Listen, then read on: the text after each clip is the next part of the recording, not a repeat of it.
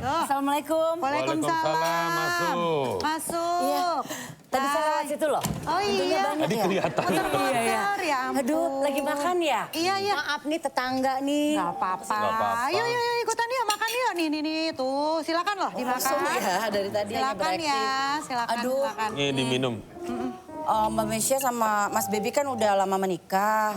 Kan aku tuh, ya aku juga kan udah lama menikah nih. Aku sebagai tetangga jadi pengen tahu deh tips-tipsnya biar rukun. Aku tuh sama dia tuh lagi diem-dieman.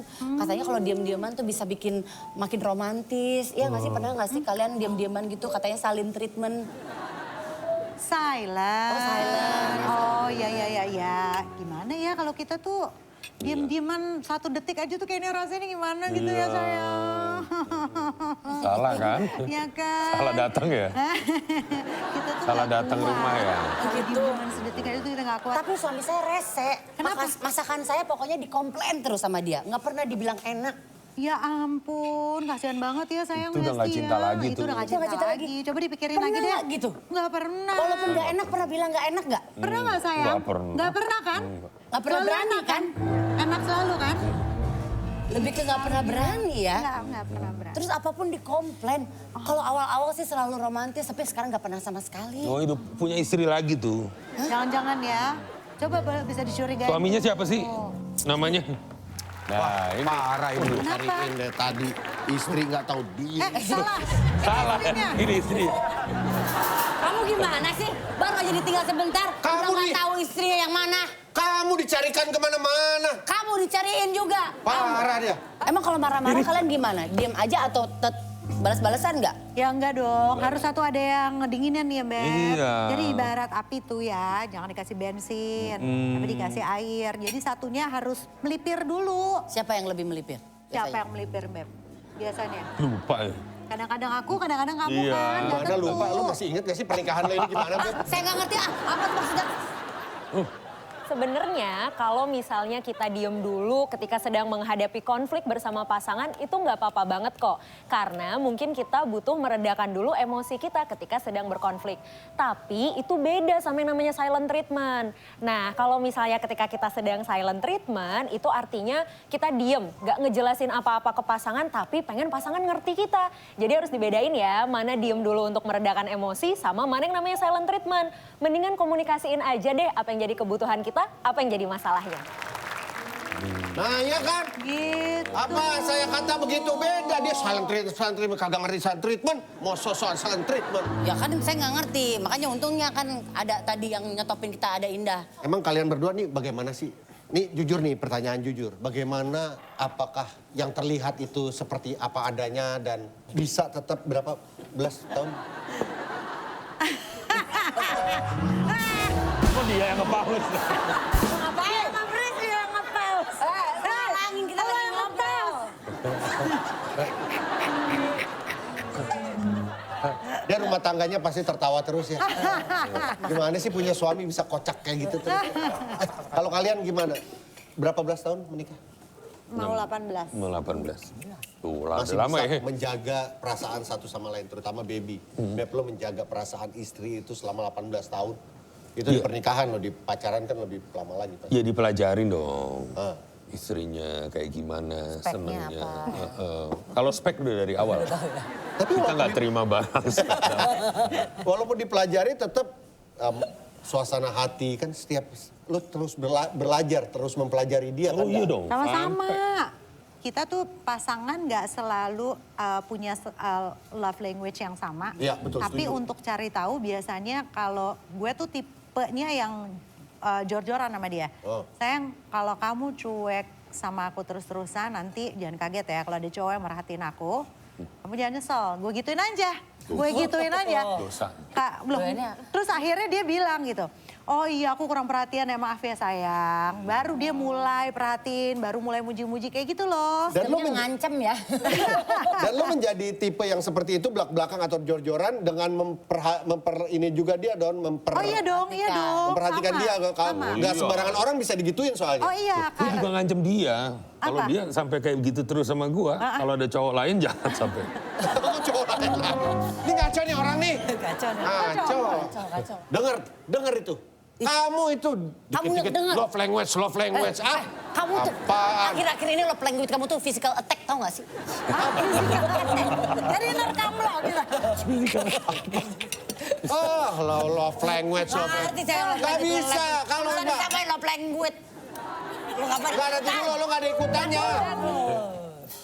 Oke, love language atau bahasa cinta pada dasarnya adalah hal yang paling penting dalam hubungan kita bersama dengan pasangan. Karena ketika mengetahui love language pasangan, kita juga jadinya tahu bagaimana sih harus memberikan tanda atau mengkomunikasikan cinta kita pada pasangan.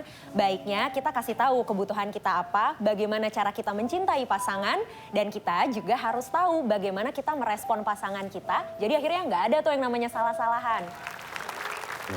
Oh, gitu jadinya. Betul kalau kayak gitu kita paham. Ya, pernikahan. Kita. Assalamualaikum. Kalau pintunya di sana mbak, pintunya di sana mbak. Assalamualaikum. Kebalik. Ulang. Harus lewat pintu. Baca, jangan kayak gitu dong jadi orang. Masa bentok. Lo ketok. Keluar lo.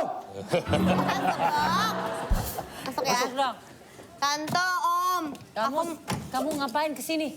Itu bapak kamu bukannya di sono tuh? Enggak. Aku mau tinggal di sini aja. Aku lagi berantem sama papaku, Om, sama Tante. Aku selalu dimarahin karena aku terlalu dikekang. Aku mau tinggal sini aja, Kak. Kamu kabur dari rumah? Aku kabur dari Ada rumah. masalah. Iya. Ya, Papa kok kabur? Setiap malam Mas posesif banget. Itu ya di situ teriak-teriak. Di rumah Pak siapa nih? Pak Baby. Pak Baby. Kenapa Pak? Kamu Kenapa? apakan anak saya? Hah? Anaknya sendiri yang kesini. Bapak apain anak bapak? Oh, ayo blab. Aku nggak mau pulang sama Papa. Papa selalu menuntut aku seperti apa yang Papa mau. Waktu itu hujan rintik-rintik. Bapak. Papa terbawa suasana, nak. Aku marahin, maksud aku emosi banget. Aku capek, aku tuh capek. Aku nggak mau, aku nggak betah tinggal sama Papa. Kamu pikir, Aku capek. lah datang. Aku capek. Capek sih ya kalau misalnya kita harus selalu berusaha baik-baik aja. Capek rasanya kalau kita selalu bilang sama orang, aku nggak apa-apa. Padahal kan sebenarnya kita juga manusia biasa. Nggak apa-apa kok untuk kita sesekali bilang kalau kita lagi nggak baik-baik aja, kita lagi nggak kuat. Dan bilang aja sejujurnya tentang apa sih yang jadi permasalahan kita.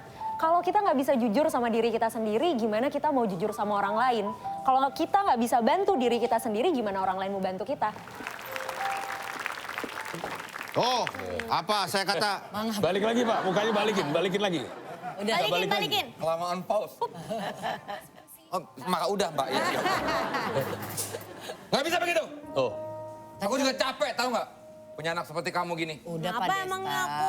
Pak Desta, DNG, tenang dulu. Semuanya pasti merasa capek atau tidak bisa menghandle diri. Kalian juga pasti. Apa ini?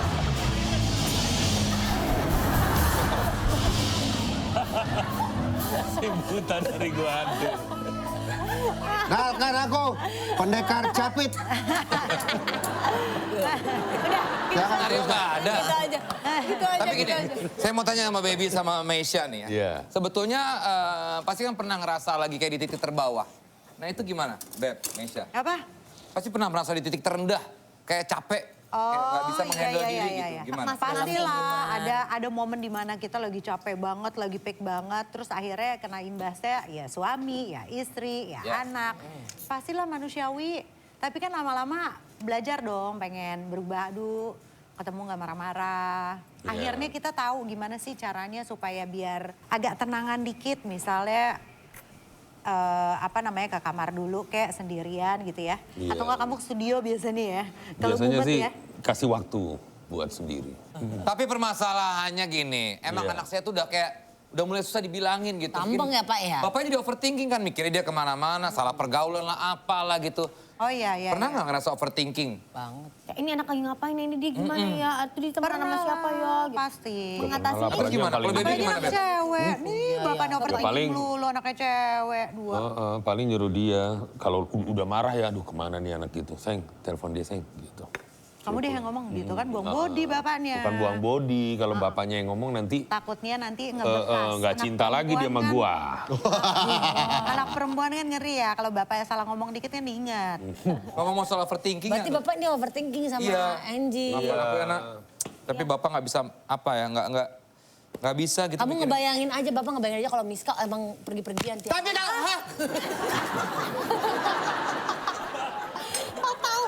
Total banget. Sangat total. Sangat standby, sangat siap. Bagus banget. Siapin banget. Bagus banget pausnya. Dia lagi anteng banget pakai kuda. Ya, pakai koper, pakai koper. Pausnya bagus banget. Pada dasarnya, overthinking seringkali terjadi kalau kita sering mikirin hal-hal yang nggak bisa kita kontrol. Seperti pikiran orang lain, pendapat orang lain, respon orang lain, atau kira-kira mantan kita masih mikirin kita apa enggak ya. Nah, kalau kita seringkali mikirin hal-hal yang nggak bisa kita kendalikan dan nggak bisa kita kontrol, wajar semua pikiran itu ngumpul di kepala kita dan bikin kita jadi makin stres. Daripada kita mikirin hal-hal yang nggak bisa kita kontrol, kenapa kita nggak coba urai satu persatu hal yang jadi permasalahan di kepala kita. Setelah itu fokus pada solusi yang memang bisa kita kendalikan. Bukan hanya sekedar apa pendapat orang dan berbagai hal yang nggak Ganti bisa dulu. kita kontrol. Oke. Tuh. Iya sih, begitu ya. ganti ya. Nah, kamu minta maaf sama Pegel bapak nih. kamu, nggak bisa begitu. Aku kok susah banget ya Om mau minta maaf sama papaku. Gengsi gitu biasanya tuh aku. Jangan bukan bapaknya. Emang. Itu rahasia terbesar. Ternyata aku tuh bukan bapak. Bu. Aku ngincer kamu dari dulu. Enggak, tapi emang iya kan banyak pasti anak minta yang maaf ya. minta maaf ke bapak atau orang tua minta maaf ke anak tuh kayaknya gengsi gitu. Ya, minta maaf gimana? Haji, apa? Dia belum mencet. Dia belum mencet. Dia belum mencet. Oke, udah. Nyiapin banget. Dari belakang lari. Orang kok gabut banget sih Kak. Rusuh. Pause ya, pause ya, pause ya. Oke. Pause. Kenapa sih minta maaf dan memaafkan itu sulit? Masa sih harus nunggu momen lebaran dulu untuk kita saling memaafkan satu sama lain? Padahal sebenarnya minta maaf itu bukan artinya kita kalah dan memaafkan itu bukan artinya kita lemah. Justru dengan kita minta maaf dan memaafkan, kita bisa belajar untuk menerima apa yang sudah terjadi di masa lalu kita. Dan kemudian kita bisa move on deh untuk bisa melaju ke masa depan kita. Jadi nggak apa-apa kok untuk saling minta maaf dan memaafkan. Kok berubah batuk lagi ya? Udah berubah batuk lagi. Kayak kena ini deh apa, kayak virus panci deh. Udah lah, daripada tegang gini terus. Kita nonton hiburan aja mau nggak? Ayo. Hiburan apa? Udah nonton Tonight Show aja tuh lagi tayang tuh. Yaudah ayo. Yuk. Ya udah, Ayo langsung pulang. aja deh. Ya, Ya, oke. kamu pulang, Ayo kamu pulang, ya. baikan sama bapak kamu ya. Yang lain juga. Ya udahlah, saya juga baikan sama suami saya. Jangan kemana-mana, tetap di Tonight Show.